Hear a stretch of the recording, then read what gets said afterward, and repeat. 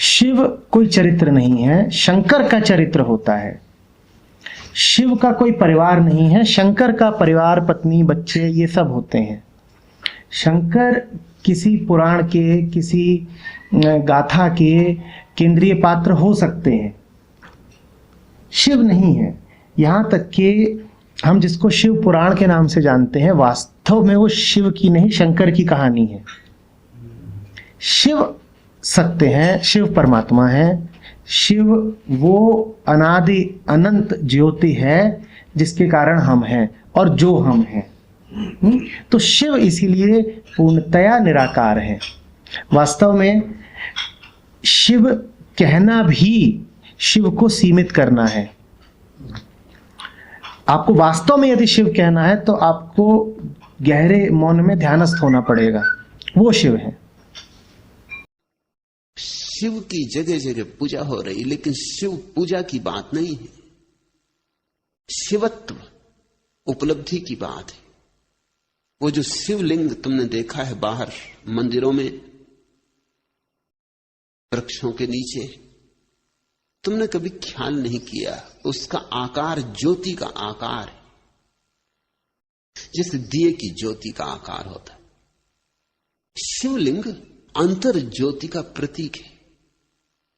जब तुम्हारे भीतर का दिया जलेगा तो ऐसी ही ज्योति प्रकट होती, ऐसी ही शुभ्र, यही रूप होता उसका।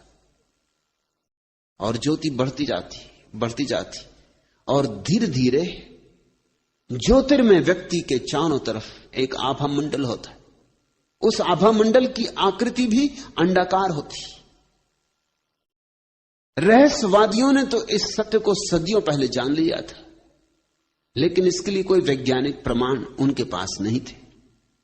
लेकिन अभी रूस में एक बड़ा वैज्ञानिक प्रयोग चल रहा, क्रिलियन फोटोग्राफी। मनुष्य के आसपास जो ऊर्जा का मंडल होता है, अब उसके चित्र लिए जा सकते हैं। इतने सूक्ष्म फिल्में बनाई जा चुकी हैं जिनसे न केवल तुम्हारी देह का चित्र बन जाता है, बल्कि देह के आसपास जो विद्युत प्रकट होती है उसका भी चित्र बन जाता है।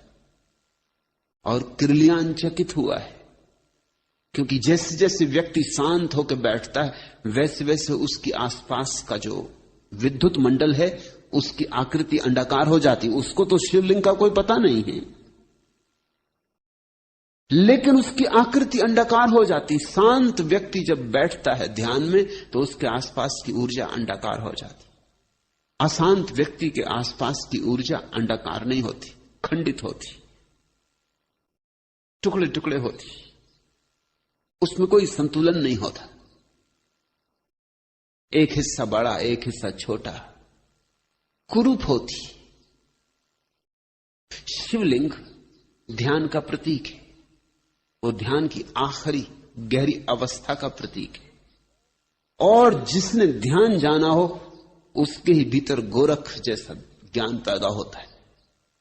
संतों की परंपरा में गोरख का बड़ा मूल्य है, क्योंकि गोरख ने जितनी ध्यान को पाने की विधियां दी उतनी किसी ने नहीं दी। गोरख ने जितने द्वार ध्यान के खोले किसी ने नहीं खोले। गोरख ने इतने द्वार खोले ध्यान के कि गोरख के नाम से एक शब्द ही हमारे भीतर चल पड़ा, गोरख धंधा।